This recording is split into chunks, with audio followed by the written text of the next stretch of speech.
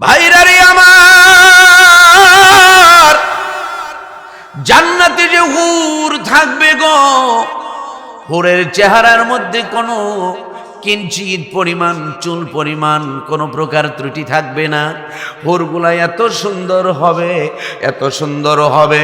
আল্লাহর নবী বলেন, জান্নাতি একটা হুর যদি দুনিয়ার দিকে একটা আঙুল বের করে দেয়, একটা হুরের আঙুলের ঝলকানিতে সূর্যের আলো ছায়ায় পরিণত হয়ে যাবে।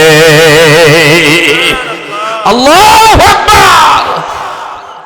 সেই হুর জান্নাতের দিকে তাকাবে, জান্নাতি হুরের দিকে তাকাবে। দুইজনের এক চাহনিতে জান্নাতের সময় 40 বছর আর দুনিয়ার এই পৃথিবীর সময় 40,000 বছর পার হবে। বলুন না সুবহানাল্লাহ। 40,000 বছর পরে চোখের একটা পলক পড়ব, তারপরে জান্নাতি হুর জান্নাতি মেহমানকে বলবে, ওগো আল্লাহর বান্দা, ওগো আল্লাহর বান্দা, আমার মনে চায় আপনার সাথে একটু সময় দিতে, আপনি কি আমার একটু সময় দিবেন? জান্নাতি কব, যে কথা আমি বলবো সেই কথা তুমি বলো, এখনো বইয়া রইছো, তাড়াতাড়ি নও যাই। সুবহানাল্লাহ বলবেন না? আর একটু জোরে কোন, আরো জোরে।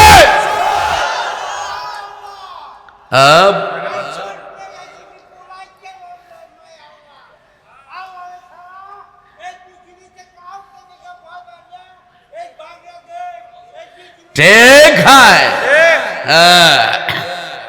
বাংলা খেপছে, ঠিক না? আমার ভাইরা রে, এবার জান্নাতি মেহমান কি করবে দেখেন, মজার খবর, মজার কথা কর, খুব মজার কথা। জান্নাতি মেহমান এবার ওই হুরটাকে নিয়ে জান্নাতের একটা কক্ষে প্রবেশ করবে। দুইজনের মধ্যে সময় পার হবে 70,000 বছর। সুবহানাল্লাহ। এখনো কোন নাই? কত বছর? আওয়াজ দিয়ে বলেন কত বছর?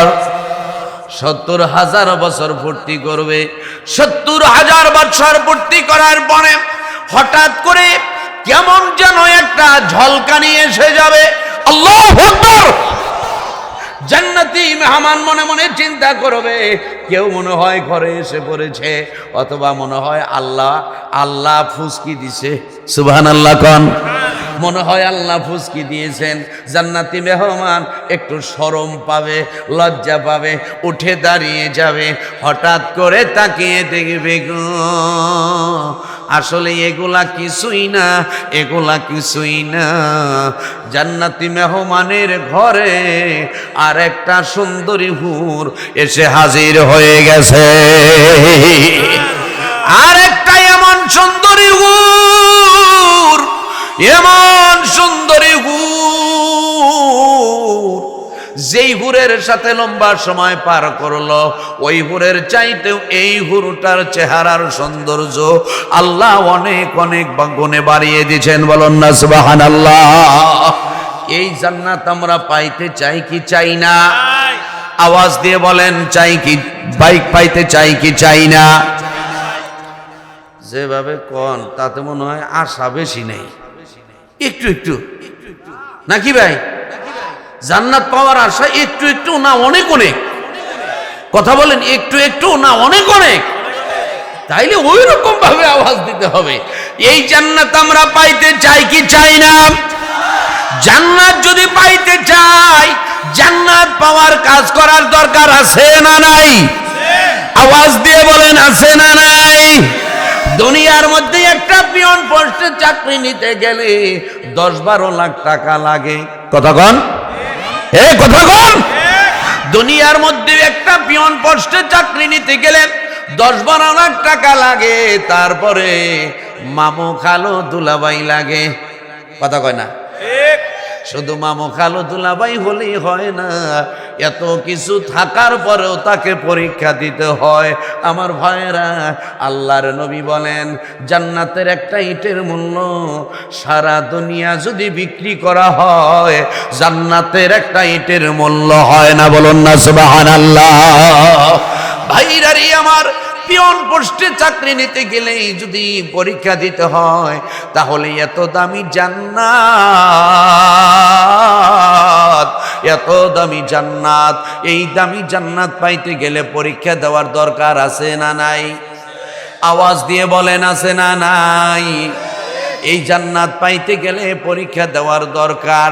বান্দা যেন পরীক্ষায় পাশ করে, বান্দা যেন পরীক্ষায় সফলতা লাভ করে, তাই তো আল্লাহ এই পরীক্ষার সাজেশন দুনিয়ায় দিয়া দিছে। আল্লাহু আকবার। ওয়াজ এখন শুরু, ওয়াজ মূল ওয়াজ এখন স্টার্ট। আল্লাহ রাব্বুল আলামিন দুনিয়ার মধ্যে এই বান্দা যেন আমল করে জান্নাত ক্রয় করে নিতে পারে, এই জন্য আল্লাহ জান্নাতে যাওয়ার সাজেশন দিয়া দিয়েছেন। বলুন না সুবহানাল্লাহ। আল্লাহ বলেন, বান্দারা জান্নাত যদি পাইতে চাও, আমার সাজেশন অনুসরণ করে নাও, অনুকরণ করে নাও। এই সাজেশন যদি অনুসরণ করতে পারো, এই সাজেশন যদি অনুকরণ করতে পারো, এই সাজেশন অনুযায়ী তুমি যদি তোমার জীবন পরিচালনা করতে পারো, আমি আল্লাহ ওয়াদা দিলাম তুমি সফল হবে, তুমি সফল হবে। শুধু সফলই হবে না, তুমি জান্নাতের মালিক হয়ে যাবে। এখন আমি সাজেশনগুলা সরাসরি কোরআন থেকে আপনাদেরকে শোনাবো ইনশাআল্লাহ, ইনশাআল্লাহ। কদ আফলাহাল মুমিনুন আল্লাযীনা হুম ফী صلاتهم خاشعون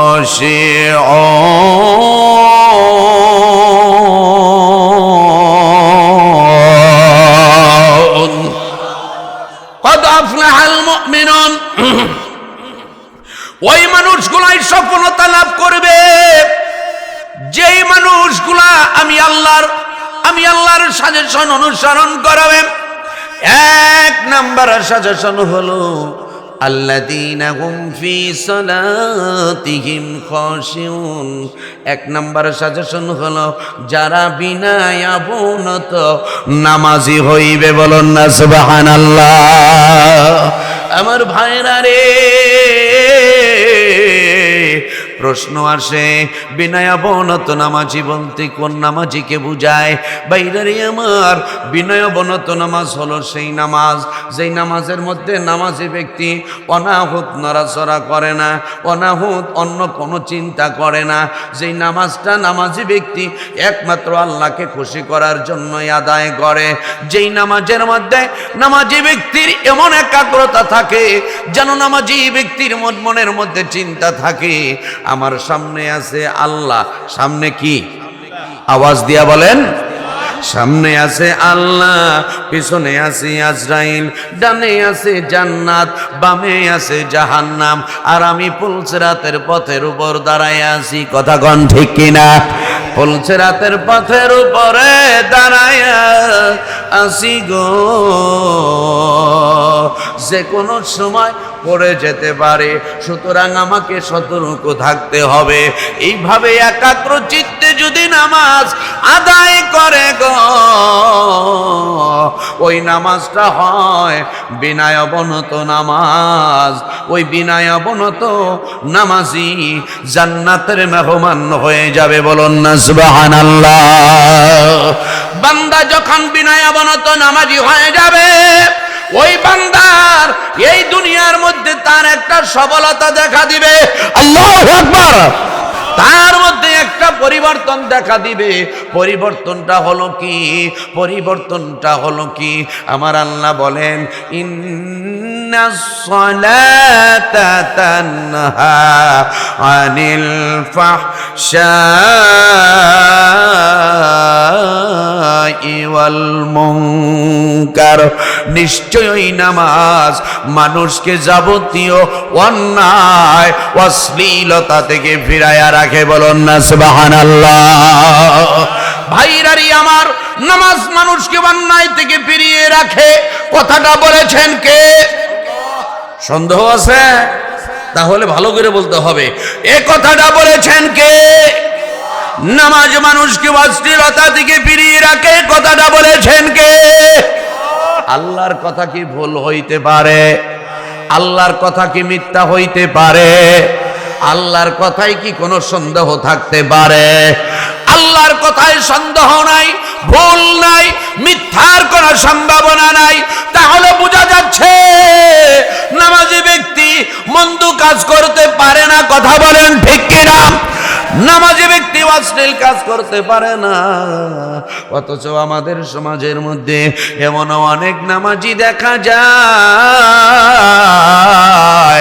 এখনো এমনও অনেক নামাজি দেখা যায় যারা নামাজ পড়ে আবার সুদও খায়। কথা কয় না? হ্যাঁ মিয়া, কথা কয়। আছে না নাই? আওয়াজ দিয়ে বলেন, আছে না নাই? হাদিসের মধ্যে এসেছে, ওয়ালা'আন রাসূলুল্লাহ সাল্লাল্লাহু আলাইহি ওয়াসাল্লাম আকিলুর রিবা ওয়া মাওয়াকিলাহু ওয়া কাতিবাহু ওয়া শাহিদাইহি। আমার নবী বলেছেন, চার শ্রেণীর মানুষের উপর আমার নবী চার শ্রেণীর মানুষের উপর অভিশাপ দিয়েছেন। এক নম্বরে আকিলুর রিবা, যারা সুদ খায়। আকিলুর রিবা, যারা সুদ খায়। ওয়া মাওয়াকিলাহু, যারা সুদ দেয়। ওয়া কাতিবাহু, যারা সুদের লেখনী লেখে। ওয়া শাহিদাইহি, যারা সুদের সাক্ষী থাকে। অপরাধী কয়জন? আওয়াজ দিয়ে বলুন, কয়জন? চার শ্রেণীর মানুষ অপরাধী। তাদের অপরাধের মাত্রা কতটুক? অপরাধের মাত্রা কতটুক? আল্লাহর নবী বলেন, সুদের